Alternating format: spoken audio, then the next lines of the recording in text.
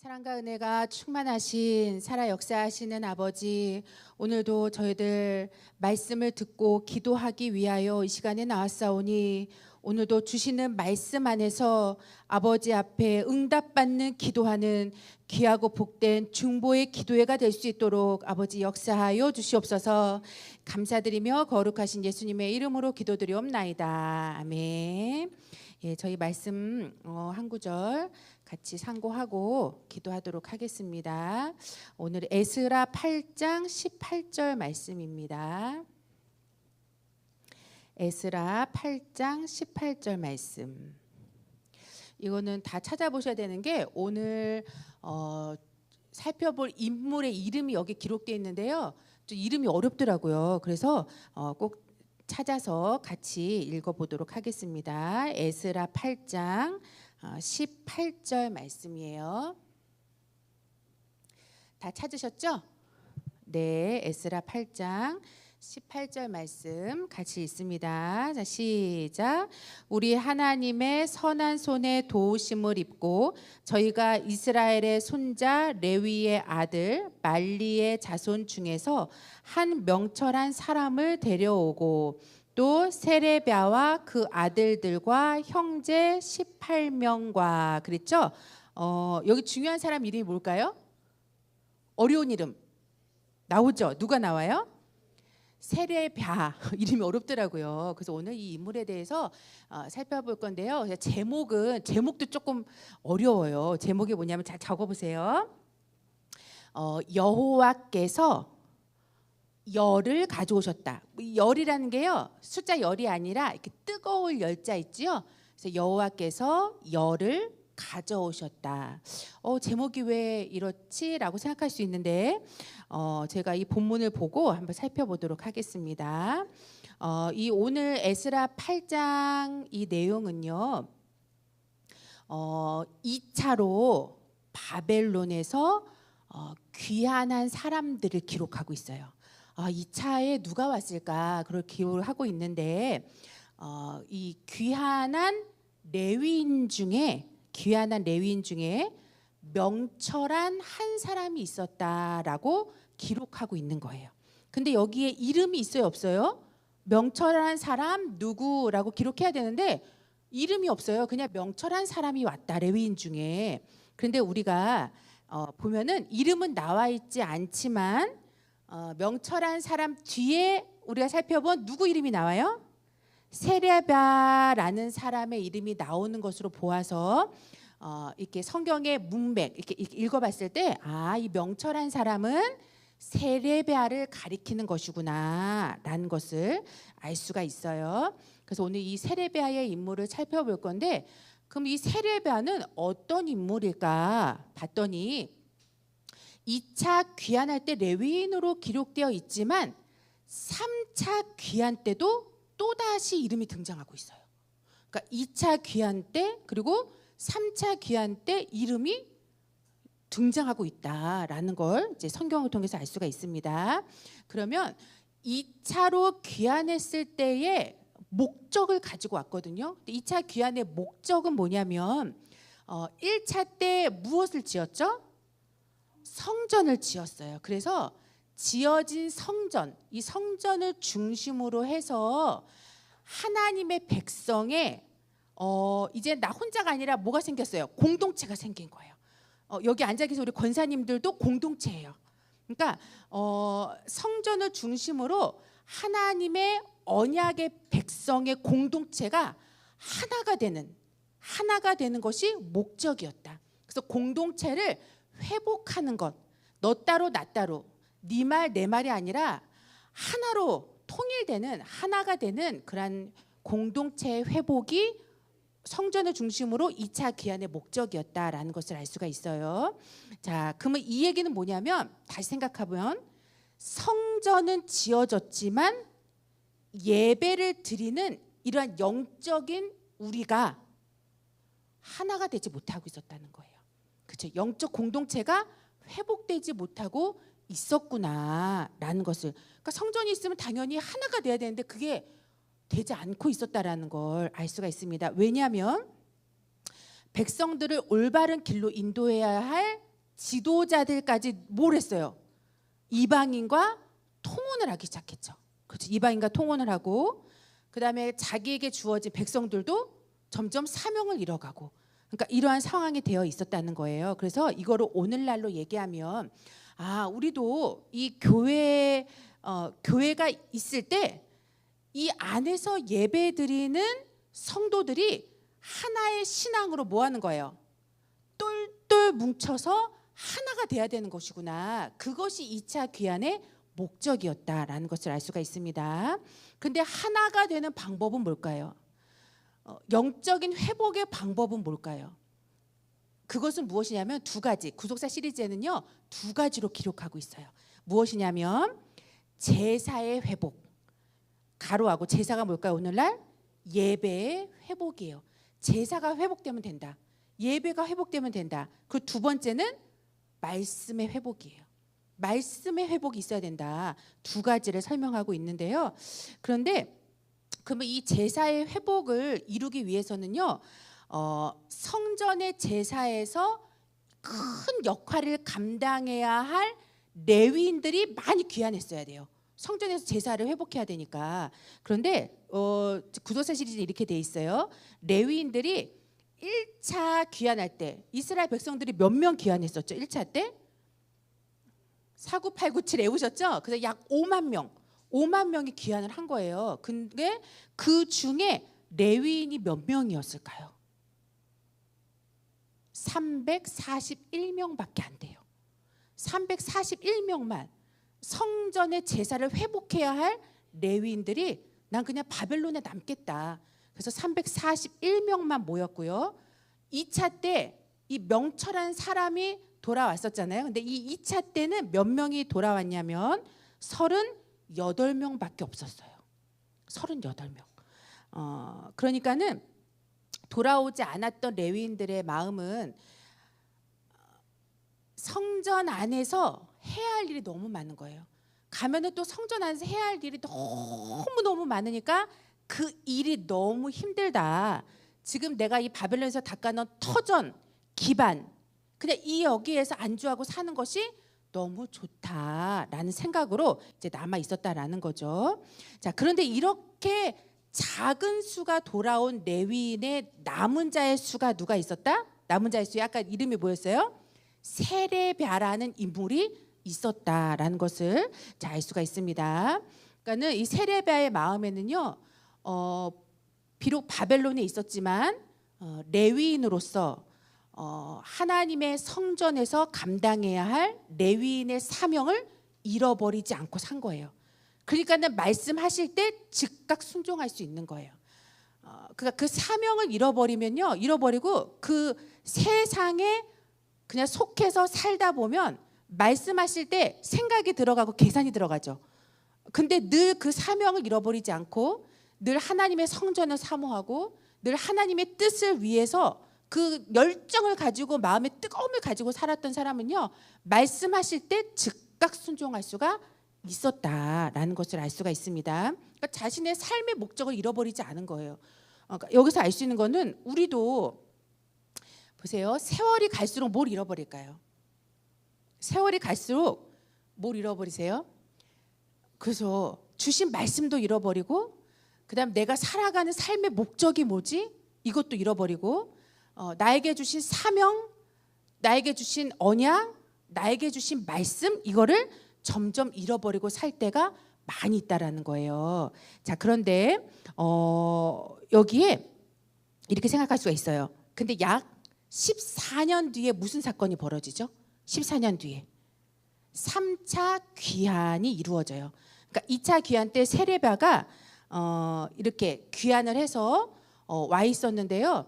3차 귀환은 그 뒤에 14년 뒤에 이루어지거든요. 근데 14년 뒤에 이루어진 3차 귀환의 목적은 무엇이었냐면 이제는 영적인 것을 회복하는 단계에서 무엇을 지어야 되겠다?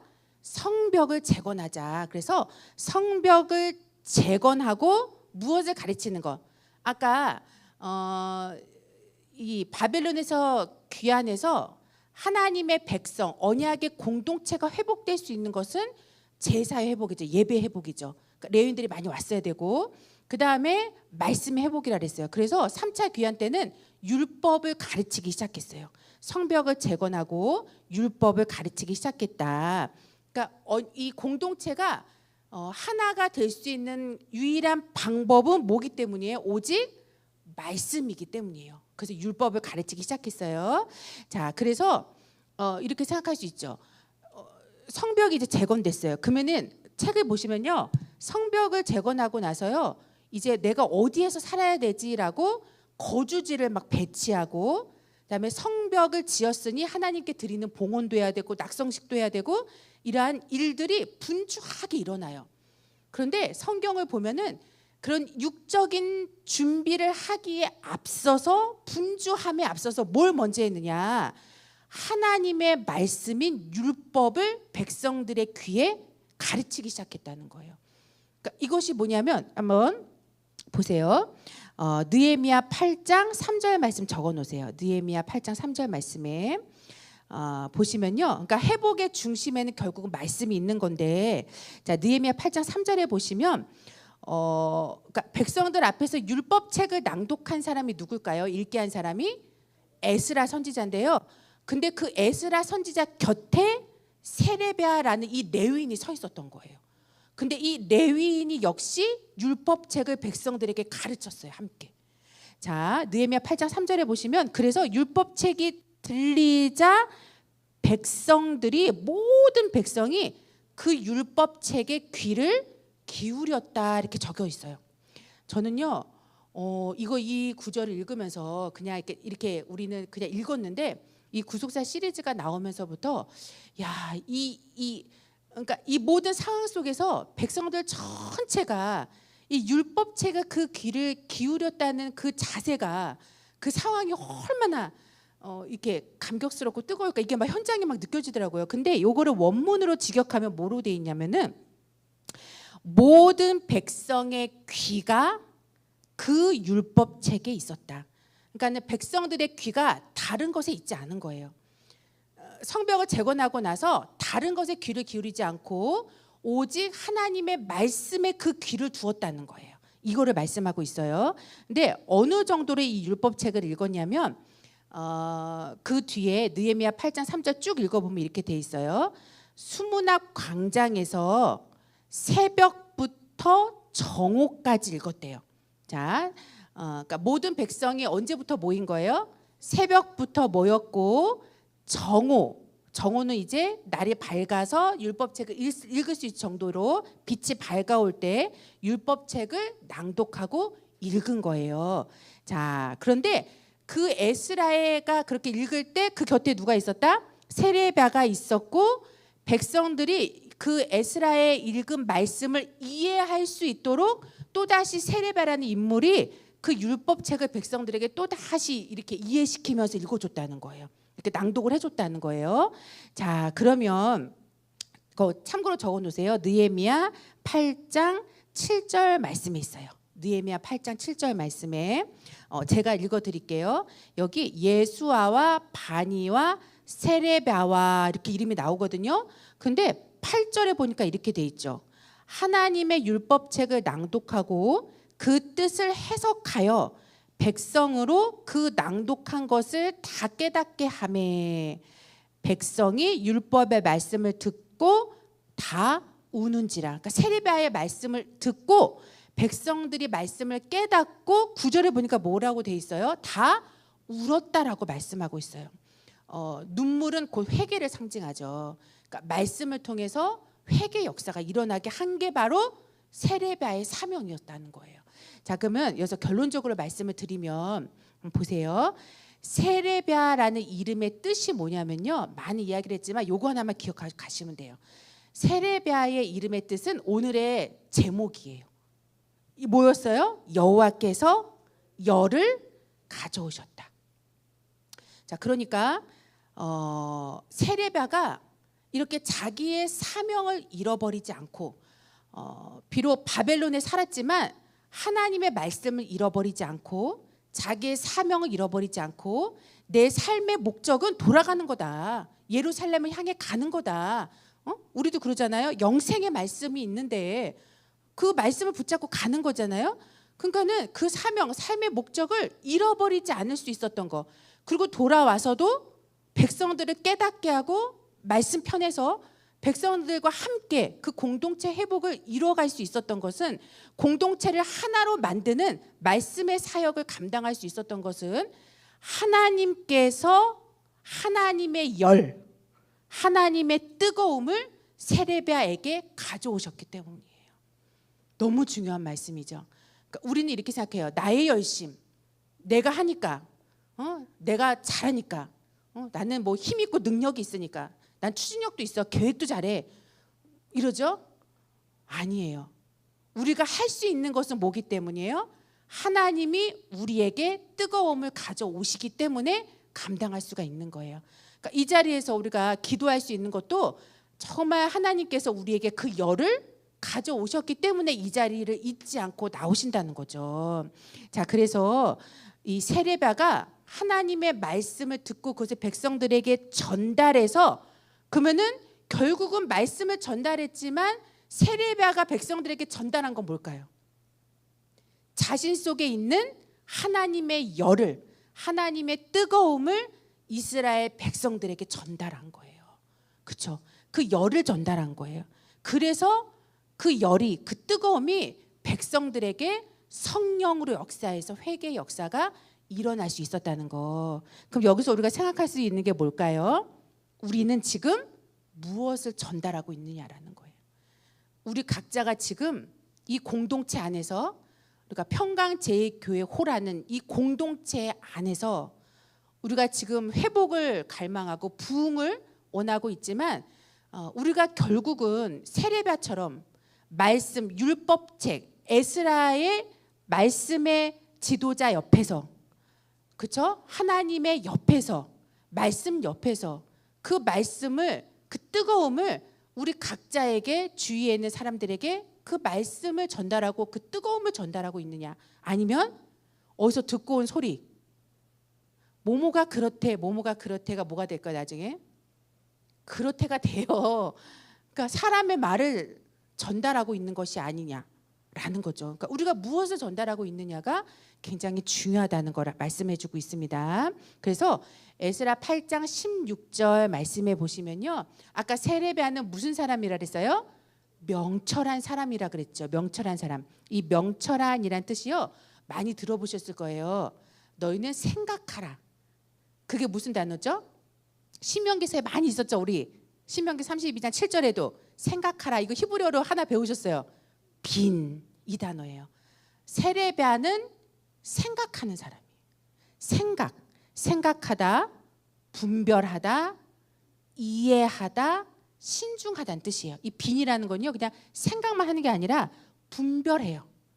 그리고 이해하죠. 그리고 매사에 신중해요. 그래서 원로 목사님이요, 예전에 이런 말씀하신 게 있어요. 겸손이 뭔지 아냐고, 이제 경건회 때 겸손이 뭐냐. 그래서 우리는 겸손은 그냥 이렇게 못되지 않고 교만하지 않고 잘난 척하지 않고, 이게 겸손인가 보다, 으쓱하지 않고, 그렇게 생각했는데 이런 말씀하셨어요. 겸손은 매사에 조심하는 거다. 매사에 조심하는 게 겸손이다. 그러니까 매사에 생각하고 조심하고 분별하고 이해하고, 이게 바로 겸손이라는 거예요. 그게 바로 명철이라는 거예요. 그러니까 우리가 똑똑하다, 지혜롭다, 이게요, 결국은 겸손한 자가 명철한 거예요. 그렇죠? 세상적으로 돈 많이 배웠다, 그것도 명철한 거죠.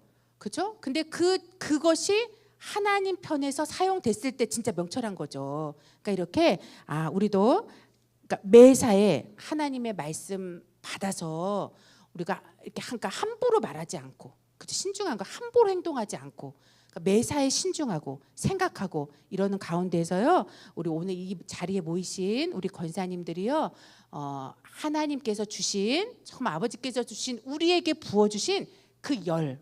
그러면 우리가 열을 받아서 기도하잖아요. 우리가 지금 누구를 위해서 기도하세요? 아프신 우리 모든 성도님들을 위해서 얼마나 가슴이, 진짜 아프신 분들은요, 누구에게도 말할 수 없는 근심, 절망이 있는 거잖아요. 그러니까 우리가 지금 그 하나님의 열을 뜨거움을 받으면요, 그 뜨거움이 누구에게 전달될까요?